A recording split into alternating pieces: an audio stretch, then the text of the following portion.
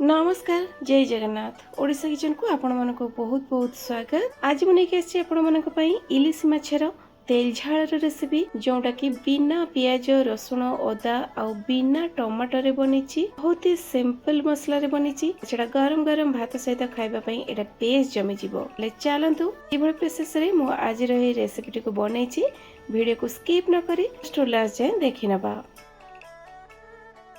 से नहीं 5 पीस इलिशी माछ। इलिशी माछ को सब काटिला बेले टिके मोटा मोटा बड़ बड़ पीसेस रे काटिबे खावाई भल रहिबो। आ इलिशी माछ को जेते संभव चेष्टा करिवे अल्प धोइबा पई नहले तार फ्लेवरटा नष्ट हो जिवो। आ जदि आपण घरे आनिके काटुचंती ताले प्रथमे सफा करिकि ताको धोई नेबे तापर जाइकि काटिबे। बेसी घरे थिबा सिंपल मसला लूण हलदी लंका गुंड आ गोटे चमच कंचा सोरिष देकी आमे याकू गोळई नवा। आपण चाहिले या देहरे लेंबू रस मध्य यूज करि परिबे। सोरिष तेल देबे निश्चय जहा फल रे कोन हबो ना माछ देहरे मसलाटा अधिक समय पर्यंत आ भल भाबरे लागिकी रहिबो। एठी देखि परथिबे मसला सबको मु बहुत बढ़िया भाबरे गोळई नेछि। भल भाबरे गोळई सरला परे याकू आपण 10 रु 12 मिनिट पर्यंत मैरिनेशन रे छाड़ी देबे। तार भितरे आमे रेडी करनबा अलगा मसला सबू जापाई मुठी नहीं गोटे गिना रे हाफ चमच हलदी गुंड गोटे चमच भजा जीरा गुंड आ गोटे चमच काश्मीरी लंका गुंड। भजा जीरा गुंड नेबे टेस्ट भल रहिबो। दरकार मुताबक अल्प पानी देकी आमे याकू गोळई नेकी तारा गोटे घोल रेडी करदबा साइड आउ ता परे नहीं आसीबा गोटे ग्राइंडिंग जार गोटे चमच हलदिया सोरिष दबा गोटे चमच पोस्त दबा। पानी एथिरे बिल्कुल दबा नहीं प्रथमे सुखिला रे याको ग्राइंड करनबा जहा फल कोन हबो पोस्तटा भल भाबरे बाटी ही परिबो। दरकार मुताबक लंका आपण जो हिसाब रे खाइबे कंचा लंका देबे। आउ दोछि मठी लूण पूरा तरकारी रो टेस्ट देखिकी दे देबा लूण। लूण देवा फल सोरिष मसला पिता लागबनी बिल्कुल भी। तो बे आमे दरकार मुताबक पानी दे देबा आ याको पूरा चिकन करके ग्राइंड करि आनिबा। एई मसला को आपण तरकारी बनैबार 10-15 मिनिट पूर्वर ही रेडी करनिथिबे। बसई नबा एपटे आमे गोटे कड़ाई को प्रथमे भल भाबरे गरम करनेला परे तापरे दबा आमे एठी सोरिष तेल टिके अधिका सोरिष तेल नेबे।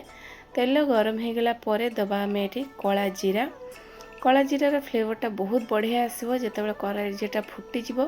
तापरे आमे दबा कंचा लंका 2-3टा कंचा लंका अधिक नेबे ये रेसिपी रे कंचा लंकार बास्नाटा बहुत बढ़िया आसथाए तेल जारले।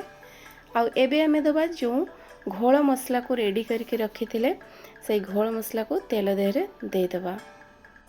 देदेला मात्रे बहुत बढ़िया गोटे कला जीरार बास्ना आछि। याको आमे 40 रु 50 सेकेंड पई कषि नबा मसला को। आ देखि परथिबे मसलार कलरटा गोटे बहुत बढ़िया आसी जाइछि। एबे आमे कोन करिबा ना पानीटा टिके सुखिबा पर्यंत ए मसला को आउ किछि समय पर्यंत कषि नबा।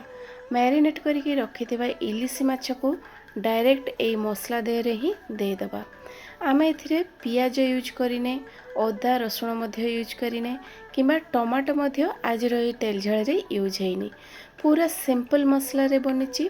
आउ इलिशी माछ को आपण जेते चेष्टा करिवे अति सिंपल मसला रे तैयारी करिया पई अदा रसुण पियाज जदि अत्यधिक हो जाए ताले इलिशी माछर टेस्ट सेते रहेनी। तो गोटे मिनिट गोटे साइड माछ भाजी गला परे आमे ताको आउ गोटे साइड को उल्टे देबा। आउ इलिशी माछ को आपण जेते चेष्टा करिवे हल्का भाजी नबा पई बिल्कुल भी डीप फ्राई करिवेनी। डीप फ्राई करनबा फल माछर टेस्ट आ सेते रहेनी। इलिशी माछर टेस्टा पूरा पूरी अल्प जेते आपण चाहिले कंचा माछरे मध्य याको आपण बनै परिबे। तो ये 2 साइड आमे 2 मिनिट पाखापाखी भाजी नबा अधिका बिल्कुल भी भाजबानी। देखिपे भल भाव में 2 साइड भाजी जाइए। यही स्टेज रे आमे कोन करिबा ना जो सोरिष आउ पोस्त को बाटे के रखिथिले से सोरिष पोस्त बटा को आमे दे देबा। दे देकी दरकार मुताबक जार धोईकी आमे पानी दे देबा। आपण जो हिसाब रे झोलटा बनैबा पई चाहतबे सही हिसाब रे पानी दे देबे। आ तळु हल्का टिके खुसुणी को चलै नेबा नले माछटा काले लागी जाई पारे।